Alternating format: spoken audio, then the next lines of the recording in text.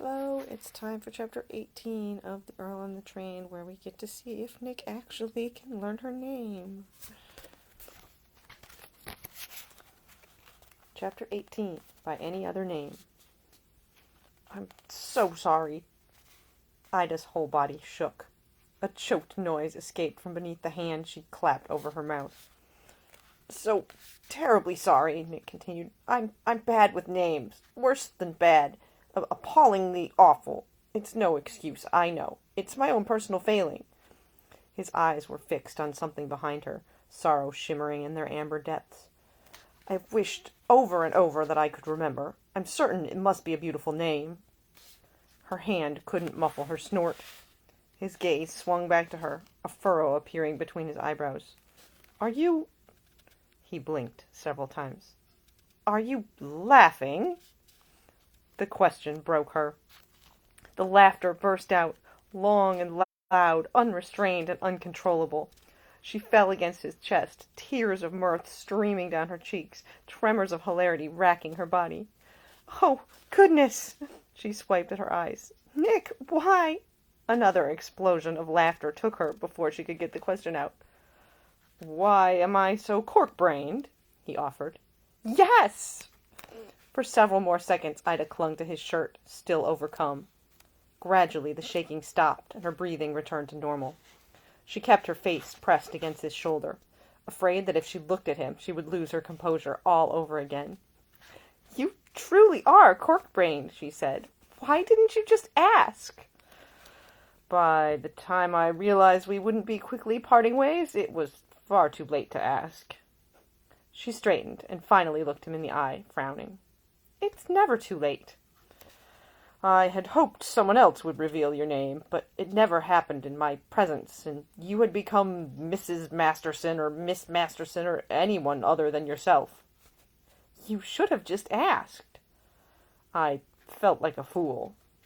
She giggled again, only just managing to keep it under control.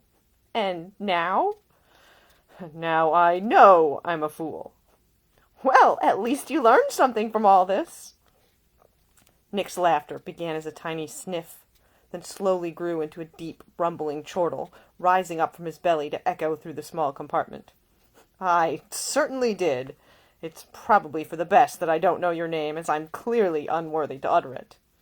Now you're just being silly. A gentleman is never silly.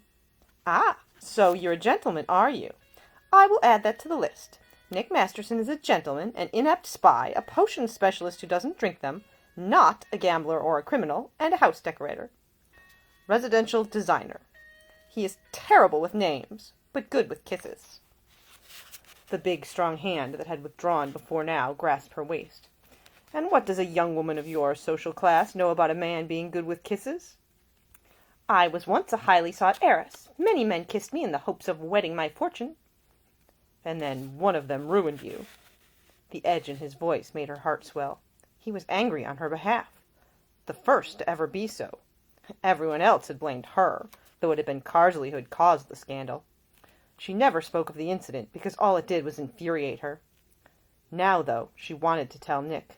She wanted to have someone truly listen to her side and believe her. Yes. Should I know what happened? If I knew your name, would I have heard of your scandal? Only if you move in the same circles as my parents, which is unlikely, I imagine. Tell me then, who are your parents? He released her waist and grasped both her hands, lifting them to kiss her knuckles. Barrys, my sweet darling Barrys, tell me your real name. Tell me and I will swear to remember. Ida Quimby. Ida, Ida, Ida, Ida. He kissed her hand each time he said her name. Ida Quimby. I will repeat your name, Miss Ida Quimby, until even my cork brain can recall it. Lovely Ida, beautiful Ida, brave Ida who fights villains with her parasol and saved my fool life. Bold Ida who isn't afraid to sit on my lap and laugh at me. Wonderful Ida who smells like berries and sunshine. She leaned toward him until their lips brushed. Sweet Nick who says silly but flattering things. True things. He kissed her mouth, her cheek, and the tip of her nose. I say only the truth, my Ida. Now, if you will permit me, I will begin to atone for my sins, and give you everything you deserve. He released her hands and began to burrow under her skirts once more. A shiver ran the length of her spine. Yes, please. She couldn't claim to know precisely what he intended, only that she wasn't afraid of it. He would never hurt her, never do anything to her that she didn't desire. And she desired him. Even the slightest touch and her whole body came alive. Tightening, heating, yearning for more. Each time his hands and his lips moved closer to forbidden territory, she arched into him, hungry and desperate. His hands found her buttocks again, squeezing in that way that felt so good, that made the place between her legs grow wet. One hand slid along her thigh, sweeping up and over, finding its way to that very spot. She gasped when his fingers stroked through her folds, but sound soon morphed into a groan of pleasure as his touch sent waves of longing through her. He teased the sensitive little nub, the clitoris her brother's anatomy textbook had called it, and she pressed against his hand, lost to the mad bliss of it. "Nick! Oh, Nick! Yes, more!" she begged. "Ida, Ida, Ida," he murmured, his tongue tickling her neck and her shoulder where her dress was slipping down. When had he unbuttoned it? "Oh, please!" She clutched at his shirt, anchoring herself to him when the yearning building inside threatened to split her apart. The last button popped off, and the shirt tore open, exposing the curls of dark hair over his pale skin.